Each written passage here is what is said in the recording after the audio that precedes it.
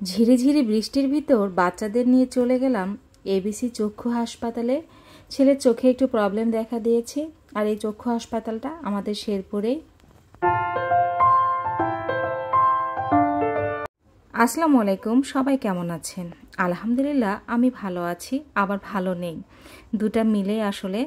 ছেলেকে নিয়ে চক্ষু হাসপাতালে যাচ্ছি, বৃষ্টির দিনে বের হয়ে গিয়েছি, তো সাথে মেয়েও যাবে। মেয়ে বলছিল আমিও যাব, ওকে বলছিলাম বাসায় থাকো, কিন্তু ও কিছুতেই বাসায় থাকবে না, ও আমাদের সাথে যাবে। তো আমরা সবাই মিলে রাস্তায় বাইরে বের হয়ে পড়েছি। তো এখন এই যে রিক্সায় উঠে পড়েছি, আমাদের বাসা থেকে বেশি দূরে না চক্ষু হাসপাতাল, এবিসি চক্ষু হাসপাতাল কাছেই, 10 টাকা রিক্সা ভাড়া, সেখানে 15 টাকা যাই হোক। তো এখানে হচ্ছে আমরা এখন যাচ্ছিলাম, তো এই যে চলে এসেছি এবিসি চক্ষু হাসপাতালে। ছেলের চোখে একটু প্রবলেম দেখা দিয়েছে, কারণ ছেলের চোখের ভিতরে একটু কুটা না হলে পোকা কি যেন একটা গিয়েছিল। তো আমাকে বলেনি, হঠাৎ করে কালকে বলছে আমার চোখের ভিতরে ব্যথা করছে, চোখে একটু সমস্যা দেখা দিয়েছে। তো এই জন্য ওকে নিয়ে গেলাম। আজকে স্কুলটা হচ্ছে মিস চলে গেছে, যেহেতু চোখের সমস্যা, এটা গুরুত্ব দিয়ে আসলে সবারই দেখা উচিত। আসলে বাচ্চাদের চোখের সমস্যা হলে সবসময় গুরুত্ব দেওয়ান, বাচ্চা কি বড় কি, আসলে চোখ জিনিসটা খুবই গুরুত্বপূর্ণ।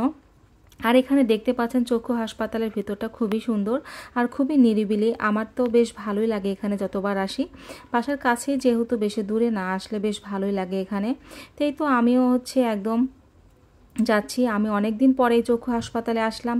আমার ছেলে যখন ছোট ছিল তখন একবার এসেছিলাম, না আর একবার এসেছিলাম আমার মাকে নিয়ে, তখন একবার এসেছিলাম। মোট 2বার এসেছে চক্ষু হাসপাতালে, আর এর আগে কখনো আসা হয়নি, আর ওইরকমভাবে প্রয়োজনও পড়ে না চক্ষু হাসপাতালে আসার জন্য। তো আজকে আবার আসতে হলো ছেলের জন্য, কারণ ছেলের চোখে যেহেতু একটু প্রবলেম দেখা দিচ্ছে, চোখে একটু চুলকাচ্ছে, ব্যথা করছে, চোখের ভিতর খসখস করছে। তো এই জন্য চলে আসলাম। তো এসে প্রথমে হচ্ছে টিকিট কেটে নিলাম, নেওয়ার পরে হচ্ছে এখানে হচ্ছে ওকে হচ্ছে চোখটা হচ্ছে পরীক্ষা করবে। তো এখানে হচ্ছে ডক্টর নাই, যাই পরীক্ষা করে তাই আসলে নাই। তো আমরা এখনও বসেছিলাম, ছেলেও বসেছিল, মেয়েও বসেছিল। তো বসে থাকতে আর যা লাগে, মেয়ে তো একটু ক্লান্তই, তারপরেও যেহেতু ছেলে অসুস্থ দেখাতে হবে, তো ছেলেকে দেখাচ্ছিল। আর এই মধ্যে কি করেছে, মেয়ে হচ্ছে বলে দিয়েছে এবিসিডি অক্ষর। তো এইটা নিয়ে আন্টিটা বলছিল ওকে যে এই বাবা তুমি এরকম করছো কেন, বলে দিও না, ভাইয়া তো বলতে পারে, বলে দেওয়া যাবে না। তো এখানে আমরা হচ্ছে ডক্টরের কাছে চলে আসলাম, আর ডক্টরটা মাশাআল্লাহ অনেক ভালো, খুবই ভালো ব্যবহার।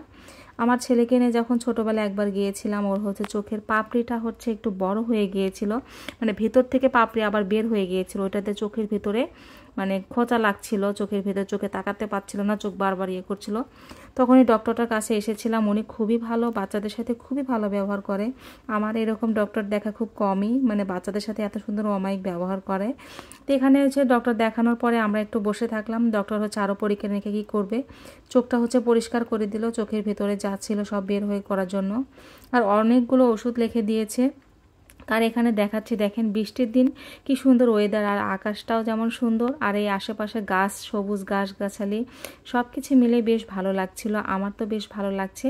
তো এখানে যে কোয়ার্টার আছে পিছনে, বেশ ভালোই আসলে, অনেক ভালোই লাগছিল এখানে এসে, যেহেতু বাসায় ছিলাম, বাসায় থেকে মাঝে মাঝে বের হতে ভালোই লাগে।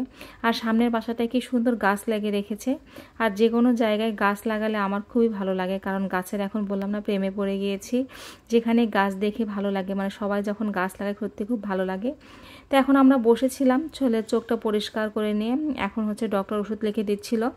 তো এখানে যে কাউন্টারে এসে বসে থাকার পরে আমার অবস্থা, মেয়েও সবাই ক্লান্ত, এখন আর কারো বসে থাকতে ইচ্ছা করছে না। তো কী আর করা, বসে থাকতেই হবে। তো এই তো আমাদের ওষুধ টষুধ লেখানো শেষ, এখন আমরা চলে যাচ্ছি, কাজও শেষ। তো সবাই ছেলের জন্য দোয়া করবেন, অনেকগুলো ওষুধ লিখে দিয়েছে ডক্টর। তো এই তো আমরা এখন রিক্সা নিয়ে চলে যাব। এই তো, ভালো থাকবেন, আল্লাহ হাফেজ।